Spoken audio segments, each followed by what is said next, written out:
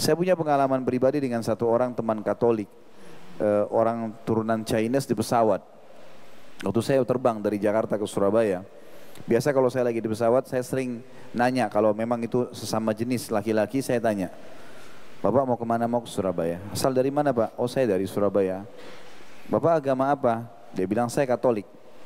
Oh saya Muslim Pak dan saya dari Jakarta. Oh iya. Terus kemudian saya lempar pertanyaan. Pak, menurut Bapak Islam itu bagaimana sih? Menurut kacamata Bapak ini. Subhanallah, setengah jam semuanya buruk. Apalagi melihat saya berjenggot begini, mungkin ini teroris nih biangnya itu. Karena cirinya teroris harus berjenggot, celananya jingkrang, dahinya hitam, ini semua ciri-cirinya ini. Langsung Islam itu keras, Islam itu begini, Islam itu begitu, beragam macam hal. Saya dengarin aja, saya jadi pendengar yang baik. Dia bilang iya, Pak itu kan tanggapan Bapak tentang agama saya. Tapi saya ini Muslim, bisa nggak saya jelasin agama saya? Untuk Ikhwan di bagian belakang, saya beri kesempatan untuk Ikhwan di bagian belakang. Assalamualaikum warahmatullahi wabarakatuh. Pertanyaannya ke siapa Mas? Yang saya mau tanyakan adalah ada isu baru nih Ustaz, masalah Islam Nusantara ini Ustaz. Ke Ustadz Khalid ya? Ya ke Ustaz Khalid ya. Khalid. Itu sebetulnya apa sih latar belakang mereka itu, terus apa maksud dari adanya Islam Nusantara itu tersebut Ustaz? Di luar penanya. Terus gimana cara kita menyikapi isu-isu yang baru dari Islam ini sendiri Ustaz itu? Apakah harusnya Muslim itu Muslim Nusantara bukan Islam Nusantara gitu ya? Nah itu aja Ustaz. Barakallah. Assalamualaikum warahmatullahi wabarakatuh. Waalaikumsalam. Gimana? Sebelum saya jawab, saya minta panitia kalau bisa disiapkan hadiah untuk yang mau syahadat malam ini. Siapa tahu ada yang mau syahadat, jadi bisa disiapkan hadiah. Jadi bukan cuma orang yang bertanya, gitu kan. Bahkan kalau perlu teman-teman juga di sini bisa memberikan sesuatu. Karena memang termasuk yang bisa mendapatkan zakat itu adalah mu'allaf. Saya subhanallah kemarin diundang di Hong Kong ceramah di depan TKW kita di sana. Ternyata di antara yang hadir itu ada satu ibu-ibu Nasraniyah duduk di pojok. Kemudian saya disampaikan oleh panitia, Ustadz ada satu orang yang mau masuk Islam. Lalu saya bilang kalau gitu pengajian saya tunda dulu. Saya ingin langsung kepada ibu ini. Saya bilang, Bu, sebentar, apa yang saya pandu ibu untuk ucapkan syahadat itu, hitungannya di bawah 5 menit. Dan saya jamin setelah Anda ucapkan, Anda sudah seorang muslimah. Tidak ada beratnya orang untuk mengucapkan syahadat dan masuk Islam itu. Dan saya menyampaikan kepada semua yang hadir di sana dan di sini juga, bahwasanya begitu mudahnya sebenarnya menawarkan agama Allah ini. Selebihnya saya bilang tadi bertawakal kepada Allah. Subhanallah, saya bilang asyhadu an la ilaha illallah wa anna Muhammadar Rasulullah, diucapkan syahadat sama ibu tersebut langsung terisak-isak dia menangis. Dan saya bilang tidak ada kewajiban mandi, tidak ada kewajiban apa-apa, silakan muslimah yang lain memberikan ucapan selamat sama dia dan diberikan hadiah. Setelah itu baru dipandu untuk ya selanjutnya. Jadi jangan pernah ragu untuk menawarkan itu.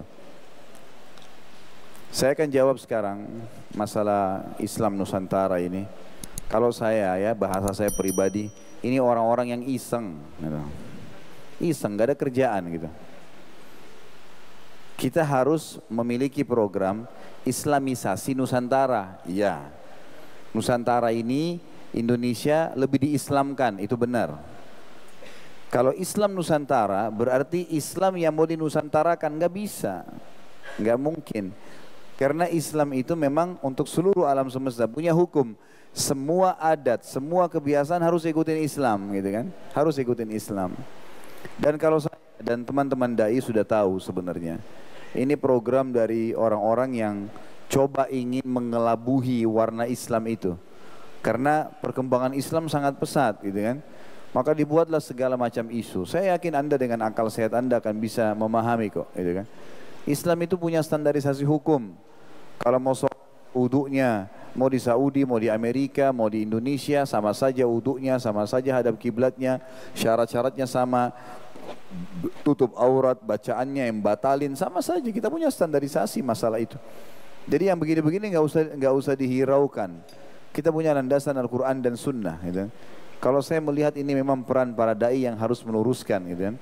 Dan ini tujuannya memang untuk mengelabuhi itu, untuk mengelabuhi. Cukup banyak kita tahu sekarang isu yang dilempar untuk merusak Islam, seperti kasus isu terorisme, isu radikalisme, dan seterusnya lah, beragam macam isu itu. Saya punya pengalaman pribadi dengan satu orang teman Katolik, orang turunan Chinese di pesawat. Waktu saya terbang dari Jakarta ke Surabaya, biasa kalau saya lagi di pesawat, saya sering nanya kalau memang itu sesama jenis laki-laki, saya tanya, Bapak mau kemana? Mau ke Surabaya. Asal dari mana Pak? Oh saya dari Surabaya. Bapak agama apa? Dia bilang saya Katolik. Oh saya Muslim Pak, dan saya dari Jakarta. Oh iya. Terus kemudian saya lempar pertanyaan, Pak, menurut Bapak Islam itu bagaimana sih? Menurut kacamata Bapak ini. Subhanallah, setengah jam semuanya buruk. Apalagi melihat saya berjenggot begini, mungkin ini teroris nih biangnya itu. Karena cirinya teroris harus berjenggot, celananya jingkrang, dahinya hitam. Ini semua ciri-cirinya ini. Perempuannya bercadar pakai jilbab, nah ini semua nih. Yang rajin kalau azan ke masjid, yang semuanya tentang Islam yang benar itu. Itu yang disimbolkan. Orang yang tidak pakai akal sehatnya pikir, pasti berpikir kan, kalau dia tidak pakai akal sehat, oh ini benar teroris. Tapi orang pakai akal sehat, masa sih orang baik-baik kemudian dianggap itu teroris gitu kan? Langsung Islam itu keras, Islam itu begini, Islam itu begitu, beragam macam hal. Saya dengarin aja, saya jadi pendengar yang baik gitu. Sampai setengah jam dia ngoceh macam-macam, udah selesai, sudah tidak ada lagi yang dia sampaikan undang-undangnya. Saya bilang, Bapak udah selesai? Dia bilang iya. Pak, itu kan tanggapan Bapak tentang agama saya. Tapi saya ini Muslim, bisa nggak saya jelasin agama saya? Oh dia bilang silakan Pak. Saya bilang pertanyaan pertama saya, Pak, karena yang pertama dia bilang Islam itu suka membunuh, gitu kan? Saya bilang gini, Pak, ini mungkin sekalian informasi pada teman-teman kita yang non Muslim. Jadi saya bilang, kalau ada satu orang Katolik yang membunuh, apa Bapak mau kalau saya bilang semua Katolik pembunuh? Enggak Pak. Begitu juga Islam saya bilang. Kalau ada satu orang yang berbuat kesalahan, jangan semuanya. Kalau satu orang abri buat salah, satu orang itu jangan semuanya disalahin. Itu kan dengan akal sehat kita bisa tangkap, saya bilang gitu. Dia bilang betul Pak. Saya bilang iya, emang begitu. Karena Islam tidak pernah menyuruh kita membunuh. Apa Bapak sudah tahu dalam Islam ada konsep jihad namanya? Oh iya saya dengar itu yang sering membunuh, digunakan untuk membunuh. Saya bilang bukan digunakan untuk membunuh Pak, itu digunakan untuk menawarkan Islam dan membela diri pada saat diserang. Namanya jihad, itu perang suci dalam agama Islam. Bapak sudah tahu belum dalam Islam, kalau umat Islam lagi berhadapan dengan musuh di medan perang, wasiat yang disampaikan Nabi kami Muhammad SAW dan juga para pemimpin ya, yang akan diwariskan para pemimpin perang semuanya, itu mengatakan tidak boleh bunuh orang tua, nggak boleh bunuh perempuan, nggak boleh bunuh anak-anak, nggak boleh bunuh orang menyerah.